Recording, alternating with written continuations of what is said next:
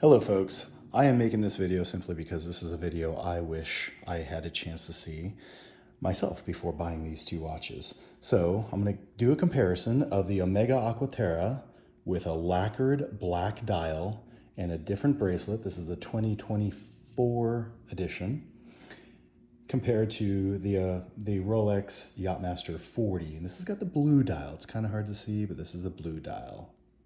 Okay.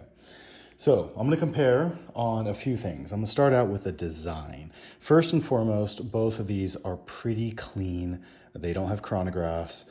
And frankly, a lot of people would consider these to be very timeless designs. Obviously, Rolex is going to be a lot more sporty looking, at least the way it looks. It's more sporty.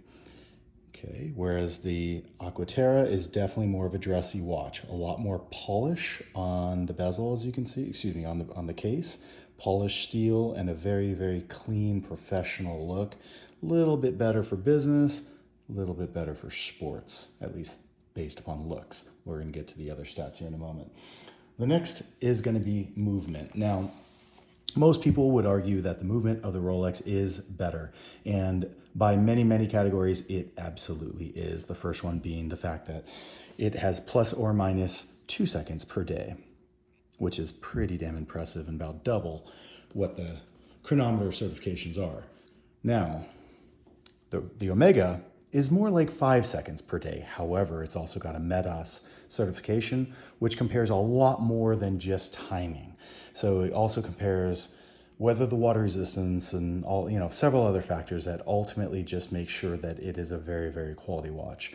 So if one had to win on this category, it would be the Rolex in my eyes. However, this is no slouch, especially if you look at the MEDAS ratings on it. It's fantastic.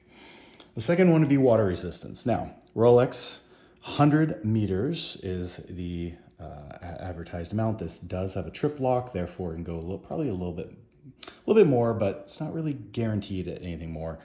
Aqua Terra, 150 meters. Aqua Terra definitely wins in this category. I'm going to show you sapphire to sapphire, give you an idea as to what these two look like together and what their bracelets look like next to each other. Okay, value. Okay, this one is pretty easy. Obviously, Rolex is going to win in this category because it holds its value very, very well. It's one of the three brands that does.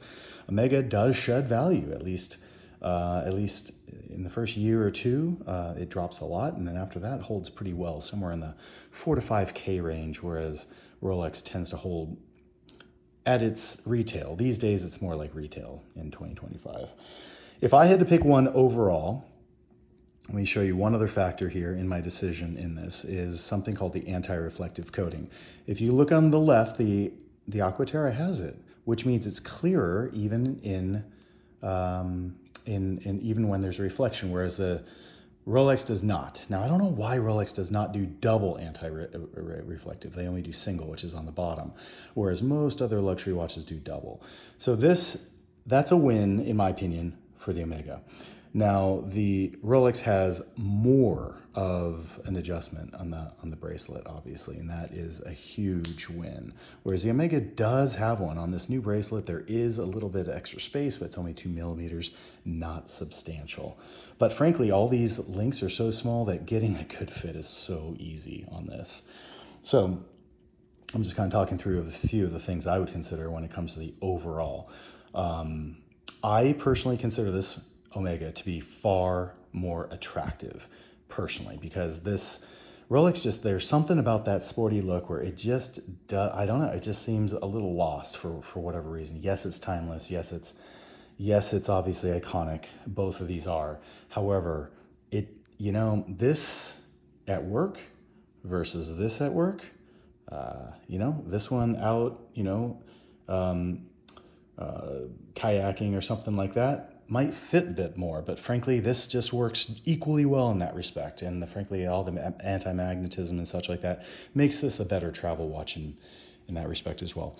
Now, when I look at the simplicity of this dial, the dial is beautiful, but the hour markers are a little dull. They're made of white gold, and yes, there's decent lume on them, but frankly, they're just a little dull in comparison to this one. So it's hard to see this, but it plays with light in a way that I never knew until I just bought it and wore it. I've been wearing this on my wrist for about a month now. I've had the Rolex for about 5 years. I believe the light play of the Omega is fantastic because these applied indices just reflect so well. So overall, considering the uniqueness of the Omega, the fact that they've gotten rid of the teak dial, or not gotten rid of it, but they've at least allowed options without that teak dial, which I never liked on the Aqua Terra, and they've done this bracelet, which granted they did steal from Rolex. It is beautifully done. It is the President style bracelet, but it's beautifully done. It plays with light very, very well. I consider it to be far more unique, much better value, and the fact that it's a little less recognizable for those who actually care about watches. If you consider yourself a watch aficionado and you're just wearing a Rolex, there's just, it leaves a lot to be said. So I believe the Omega, it just wins in virtually every category, just bests the Rolex in virtually every category.